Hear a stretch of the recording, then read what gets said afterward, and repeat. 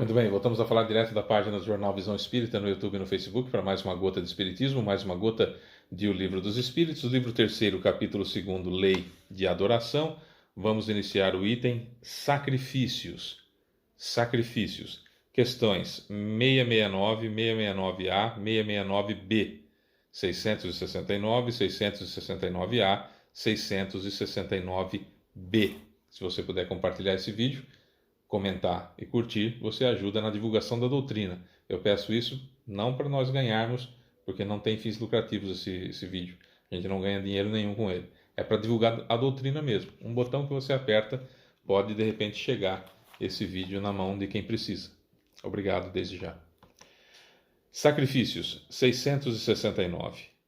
A prática dos sacrifícios humanos remonta à mais longínqua antiguidade.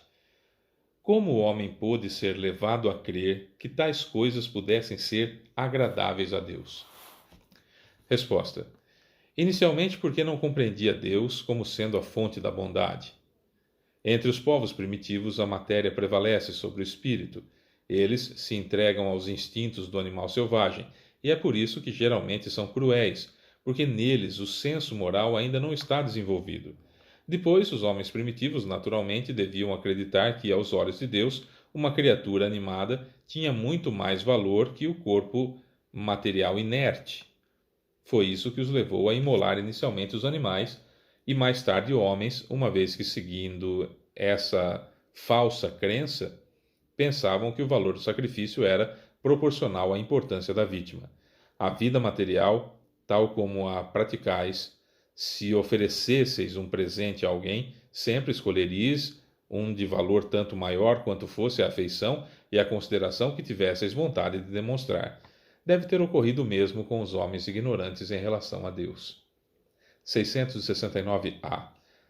Assim, o sacrifício de animais teriam precedido os sacrifícios humanos? Resposta: não há a menor dúvida. 669b. De acordo com essa explicação, os sacrifícios humanos não teriam sua origem no sentimento de crueldade? Resposta: não, mas numa falsa ideia do que é agradar a Deus. Vede Abraão. Com o tempo, os homens passaram a abusar, imolando seus inimigos, até mesmo os inimigos particulares. Além disso, Deus nunca exigiu sacrifícios nem de animais, nem de homens. Ele não pode ser honrado com a destruição inútil de sua própria criatura. Olha, se nós buscarmos a Bíblia no começo, a Bíblia não é a palavra de Deus, tá? A Bíblia é um livro escrito por pessoas inspiradas, é verdade, mas um livro de história, principalmente no Velho Testamento. O Novo Testamento, aí nós estamos falando de Jesus, aí nós estamos falando do ato do maior homem que já existiu, do qual o ser mais perfeito que já habitou a Terra para servir de guia e modelo da humanidade. Isso é a questão 625 do Livro dos Espíritos, e a resposta é Jesus.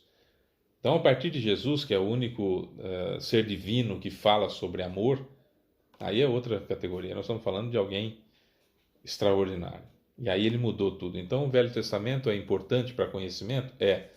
Mas para a nossa evolução, importante mesmo é o que Jesus fez. Não é? Então, por isso que o Evangelho, segundo o Espiritismo, ele traz a parte moral do Cristo, que é o mais importante para todos nós, evidentemente. Mas se nós pegarmos o primeiro livro da Bíblia, que também é da Torá, que é a Gênesis, foi escrito por Moisés. E ali nós vamos encontrar, por exemplo, o primeiro assassinato por inveja, quando Caim matou Abel. Onde que começou a treta entre os dois? Começou nos sacrifícios que eles faziam a Deus, e que Caim pegava os animaizinhos doentes, que não iam servir muito para nada, e sacrificava. E o Abel pegaria, na história contada por Moisés, pegaria os seus melhores animais, as melhores frutas, as melhores partes da colheita e oferecia a Deus. E aí Deus aceitava o sacrifício de Abel, e por isso a fumaça subia reto ao céu. Você vê que é tudo alegórico, evidentemente. E a de Caim, a fumaça desviava porque Deus não aceitava que se sacrificasse a ele coisas de segunda categoria. O que estava sobrando, o que não ia servir, então dava para Deus. Vendo isso, ao invés de Caim ficar revoltado com Deus que fazia diferença entre os dois, ele começou a ficar com ciúme, com inveja do Abel e acabou matando o Abel. Então a Bíblia faz essa citação, desde o começo dela, do sacrifício a Deus. Deus nunca pediu sacrifício para ninguém, mas foi o jeito que foi contada a história. A própria Bíblia, que aí é não só a Bíblia, mas é fonte do islamismo também, que todos passam por Abraão, tanto a tradição judaica cristã quanto o islamismo partem de Abraão. O islamismo do Ismael, filho de Abraão, com Agar, que era a empregada da Sara, mulher dele. Sara não podia ter filhos, e como Deus tinha prometido para Abraão uma grande descendência, a Sara sugeriu que ele tivesse um filho com Agar. E esse filho chamou-se Ismael. Acontece que Deus fez com que ela engravidasse, apesar de estar mais velha, né, já na menopausa, enfim, que ela engravidasse de Isaac. Isaac, então, a partir de Isaac, a tradição judaica cristã, a partir de Ismael, o islamismo, certo? Porque aí Agar foi embora com Ismael e tudo mais, aí começa a história árabe, certo? A partir de Ismael. Bom, muito bem. Mas com o mesmo tronco que é Abraão. Em um determinado momento, Deus, então, para testar Abraão, são tolices, mas na época era o aceitável que se contasse essa história. E Deus, então, para testar Abraão, falou: olha, eu quero que você faz um sacrifício para mim, Abraão. Oh, pois não, Deus, que sacrifício? Eu quero que você mate o Isaac. Oh, mas o senhor não me deu ele agora? Tão difícil, a mulher engravidou depois de velha. E, né, milagre que aconteceu aqui e tal. E agora o senhor quer que eu mato ele? É, ué, eu te dei. E o Abraão falou: tá bom. Catou Isaac, levou lá na pedra do sacrifício. Então aí já outra ideia de que havia características desse sacrifício. E aí quando ele vai matar o Isaac, um anjo aparece e fala: não, não, Deus estava brincando. É, pegadinha do Deus aí, uhul, pegadinha de Deus aí, tava brincando com você, tal e coisa e tal. E aí trouxeram um animal para ser imolado, para ser sacrificado no lugar do Isaac, e sacrificaram o animal a Deus. Então essa ideia de que fazer um sacrifício a Deus era dar alguma coisa que é importante para você, para Deus, Jesus mudou isso, por exemplo, quando ele fala do óbolo da viúva. Não sei se você se lembra, Jesus estava com seus discípulos no templo, ao lado do gasofilácio, que era um vasão um vaso grande de bronze, via de regra de bronze, onde as pessoas depositavam ali as doações. E ele faz muito barulho, então vinham as pessoas ricas, jogavam moeda, blá, blá, todo mundo aplaudia, que doação e tal e coisa e tal. E uma viúva que estava chegando ali, sem ninguém ver, ela foi lá e colocou 2 moedas. Jesus estava de olho e falou: ó, essa mulher fez um sacrifício muito maior do que todos os outros. Porque aqueles que vieram ser aplaudidos aqui, que já receberam sua recompensa, estavam dando do seu supérfluo. Ela deu da sua indigência. Tudo que ela tinha para viver. Isso é sacrifício. Você doar aos pobres, mais pobres do que você, ao seu irmão que está passando por dificuldades, aquilo que você tem. Não tem dinheiro? Doa seu tempo. Doa seus braços, doa suas pernas, no sentido de utilidade a favor de alguém. Percebe? Então Jesus veio trazer essa diferença. O sacrifício agradável a Deus é o sacrifício do próprio orgulho, o sacrifício do próprio egoísmo, da própria vaidade, é abrir mão da vaidade, é abrir mão do orgulho, é abrir mão do egoísmo em favor do próximo, é perdoar, que dói pra caramba perdoar, é relevar, é entender que o outro tem tantos defeitos quanto eu, ou eu tenho até mais do que ele, que eu preciso de indulgência tanto quanto o meu irmão que pecou contra mim, e como nós estudamos no Evangelho segundo o Espiritismo dessa semana, pagar o mal com o bem. Esse é o maior sacrifício.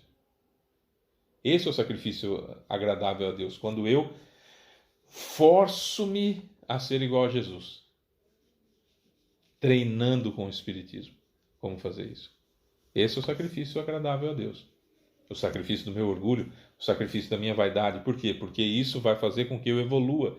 E isso diminui os meus sofrimentos. Toda vez que eu abasteço o meu orgulho, toda vez que eu abasteço o meu egoísmo, toda vez que eu abasteço a minha vaidade, eu estou criando sofrimentos e dores para mim futuras.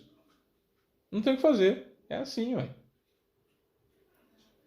Toda vez que eu sacrifico o meu orgulho, toda vez que eu sacrifico a minha vaidade, toda vez que eu sacrifico o meu egoísmo, eu me poupo de sofrimentos no futuro. E isso é agradável a Deus, que não vai ver a criatura dele sofrer. Perceberam a linha de raciocínio? Esse é um sacrifício que apraz a Deus. Lógico. Poxa vida, o Fábio, vamos colocar a mim. O Fábio lutou contra a má inclinação dele aqui e venceu. Lutou contra o egoísmo, lutou contra a vaidade, lutou contra o orgulho. Poxa vida, na próxima encarnação o Fábio não vai sofrer isso, nem isso, nem isso. Olha que agradável que isso é a Deus. Ver que o seu filho, a sua criatura, não vai sofrer. Percebe? É como nós com os nossos filhos. Sacrifica um final de semana, sacrifica noite de sono, sacrifica saída com os amigos, sacrifica o viver a vida, seja lá o que isso significa nos dias de hoje, por um estudo para um vestibular de uma boa faculdade e passa no vestibular e entra numa boa faculdade. Não valeu a pena esse sacrifício? Lógico que valeu a pena esse sacrifício, porque tranquilidade no futuro, ao invés do sofrimento de não ter uma profissão, de ter um subemprego, de viver na penúria, de viver na dificuldade, de viver na falta de alimento sobre a mesa, de viver na falta de leite para o filho, para a filha, ou de algum insumo para o filho, para a filha. Percebe? Então é um sacrifício que vale a pena. Matar animal? Matar meu inimigo? Matar um ser humano? Podia até parecer interessante no passado. Hoje não faz o menor sentido. O que faz sentido hoje é o sacrifício da nossa vaidade, o sacrifício do nosso orgulho, o sacrifício do nosso egoísmo para o nosso próprio bem no presente e no futuro. É isso, amanhã a gente fala mais sobre o sacrifício em mais uma gota de Espiritismo. Beijo para você que fica, tchau.